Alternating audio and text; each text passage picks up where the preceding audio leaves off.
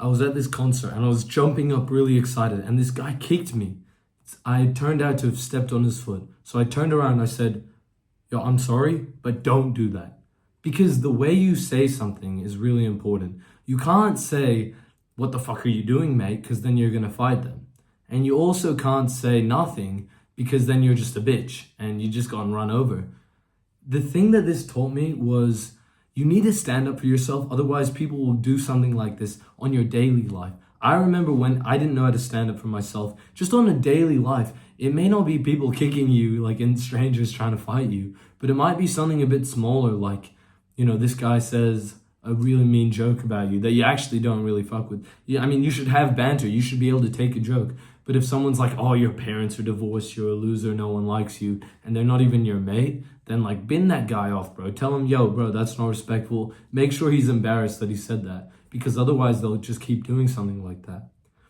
I'm Finn, and I help young guys build like the dream social life they've always wanted. If you want my help with that, I do have like a step-by-step course. The link's in the description if you're interested, but only look at that if you trust me enough.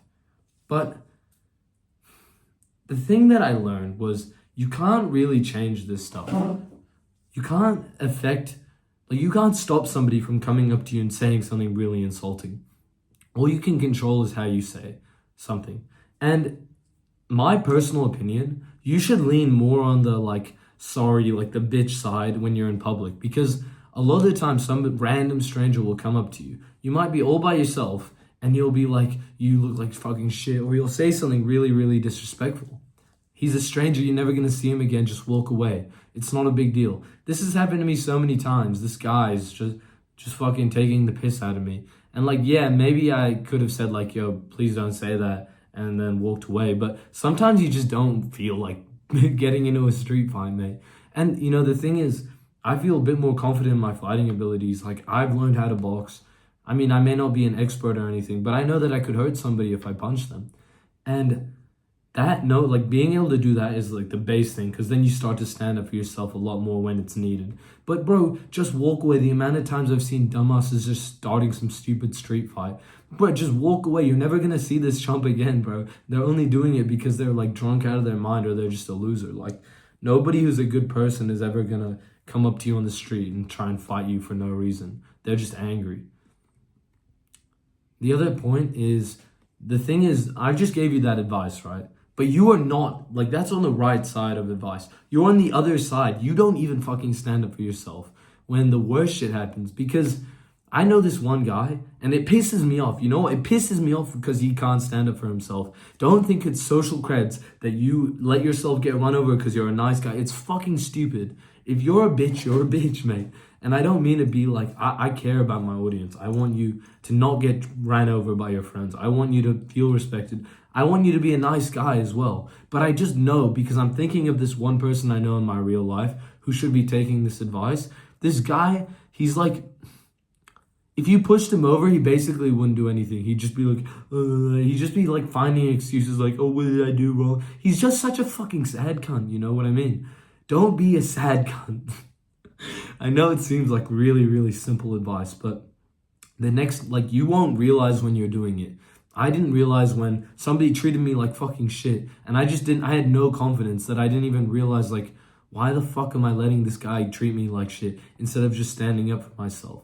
This happens the worst in school, bro. I remember this being horrible at school. Every day, some dickhead was taking the piss out of me. And, it only stopped after a while of me standing up for myself. Because the first time you stand up for yourself, people are like, who the fuck does this guy think he is? Because you've just been bullied for 6 months, mate. You haven't stood up for yourself a single time. Nobody respects you. So the first time you do it, you're going to have to expect some resistance. But if you keep doing it and somebody keeps going and you keep getting more extreme with your reaction, especially this only works in school.